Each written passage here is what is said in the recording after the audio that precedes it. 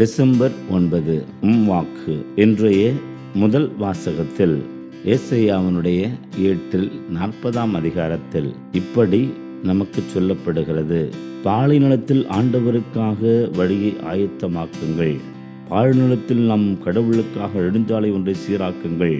பள்ளத்தாக்கு எல்லாம் நிரப்பப்படும், மலைக்குன்றியாவும் தாழ்த்தப்படும், கோணலானது நேராக்கப்படும், கரடுமுரடானவை சமதளமாக்கப்படும்.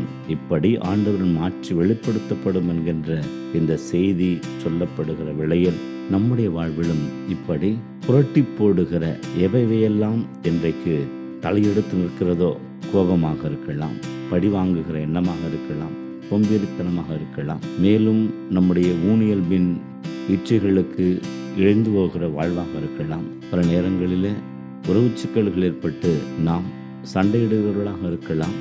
மேலும் நம்மால் பல்வேறு விதமான துர்மாதிரிகளை பார்த்து மற்றவரும் தவறான வழிக்கு சென்று கொண்டிருக்கலாம். இப்படி வாழ்வில் இருக்கிற தேவையற்றவையெல்லாம் நாம் அகற்றி நற்பண்புகளை கொண்டு வாழுகிற, இறைவன் விரும்புகிற அந்த சமநிலை வாழ்க்கையை நாம் ஒவ்வொருவரும் இப்படித்தான் வாழ வேண்டும்.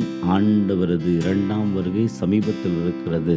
அதற்கு இப்படி நான் முழுமையாக என்னை அர்ப்பணித்து முயற்சிகள் மேற்கொள்ளப்பட வேண்டும் என்று சொல்லி அந்த தீவிரமான வாழ்விற்கு அழைக்கப் பெறுகிறோம் என்பதை புரிந்து கொள்ளவும், மேலும் காணாமல் போனதை தேடி வருகிற ஆயனைப் போல நம்முடைய ஆண்டவர் நமக்கு பின்னாலேயே நம்மை மீண்டும் தன்னுடைய அரவணைப்பில் அழைத்துக் கொள்ள வந்து கொண்டே இருக்கிறார். ஆகவே யாரும் தவறிப்போகாதபடிக்கு அவர் நம்மை தேடி வருகிற பொழுது, தவறிப்போயிருக்கிற நாமும், தவறிப்போகிற நம்மோடு கூட இருக்கிறவர்களும் மீண்டும் திரும்பி வருகிற ஆடுகளாக ஆயர் நமக்காக காத்து கொண்டிருக்கிறார். அவர்கள் மீண்டும் சங்கமாவோம் என்று சொல்லி நம்முடைய நிலைகளை உணர்ந்து திரும்புகிற இறுதி கட்டத்தில் வாழ்ந்து கொண்டிருக்கிற நாம் இந்த இறுதி காலத்தினுடைய எச்சரிக்கையை உணர்ந்திருக்கிறோமா என்று சிந்தித்து பார்ப்போம். ஆமென்.